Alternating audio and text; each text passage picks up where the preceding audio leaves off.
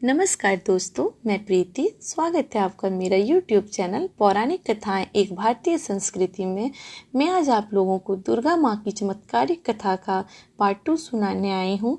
जो नए लोग इस कथा से जुड़े होंगे वो पहले नीचे दिए गए डिस्क्रिप्शन बॉक्स में जाके लिंक को क्लिक करें और इस कथा का पार्ट 1 को ज़रूर सुने, तभी ये कथा पूरी तरह से समझ में आएगी।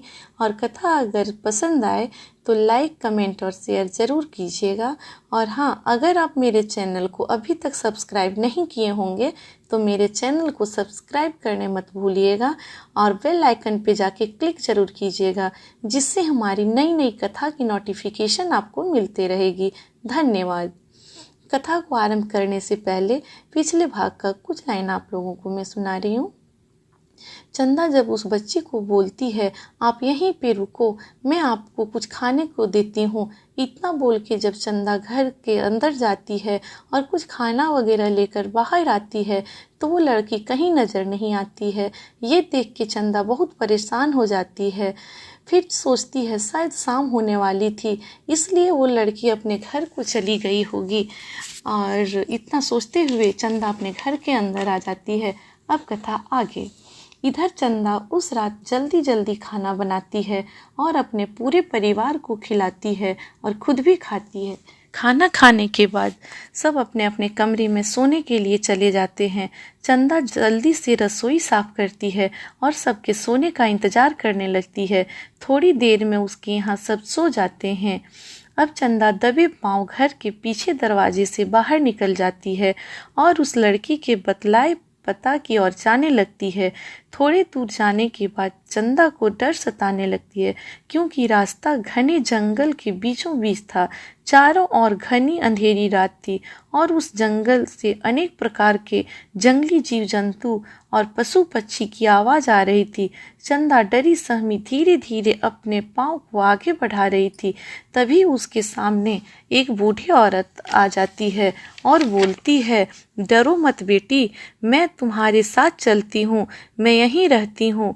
मुझे यहाँ से बाहर निकलने का दूसरा रास्ता पता है। चंदा उस बूढ़ी औरत के पीछे पीछे चल पड़ती है। थोड़ी ही देर में दोनों जंगल से बाहर निकल आते हैं तो वो बूढ़ी औरत चंदा से बोलती है, बेटी अब मैं अपने घर को जाऊंगी, क्या तुम अकेली चली जाओगी? यहाँ से 30-40 मीटर की दूरी पे वो हवेली है जहाँ का पता तुम बतलाई थी। इतना सुन के चंदा जैसे ही उस बूढ़ी औरत को धन्यवाद करने के लिए पीछे मुड़ती है तो वो औरत कहीं नजर नहीं आती है। चंदा को लगता है शायद वो जल्दी में थी, इसीलिए वो अपना घर लगता है चली गई है। और चंदा आगे बढ़ने लगती है। चंदा कुछ कदम चलती है और उस हवेली में पहुंच जाती है। चंदा दरवाजे पे जाके दस्तक देती है तो एक पतली दुबली औरत, जो देखने में काफ़ी दिनों से बीमार लग रही थी, दरवाजे को खोलती है और चंदा को अपने साथ अपने हवेली के अंदर ले आती है और चंदा से पूछती है, आने में कोई तकलीफ तो नहीं हुई? चंदा ने जवाब दिया, नहीं, मुझे कोई तकलीफ नहीं हुई। फिर चंदा उस औरत से पूछती है, माँ आपके घर में आपके साथ और कौन कौन रहता है? वो बोलती है, सिर्फ मैं ही इस घर में रहती हूँ। इतना सुनते ही चंदा को डर सताने लगता है कि कहीं उस बच्ची को कुछ हो तो नहीं गया। वो बच्ची तो मुझे बुलाने मेरे घर गई थी, लौटते समय कोई जंगली जानवर तो नहीं उठा ले गया। जब वो औरत चंदा को परेशान सी देखती है तो पूछती है, बेटी कोई परेशानी तो नहीं है?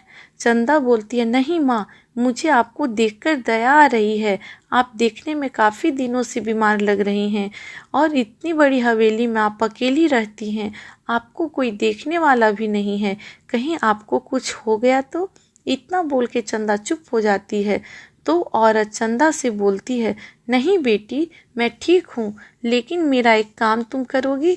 चंदा बोलती है, हाँ, आप मुझे काम बतलाइए, मैं करूँगी।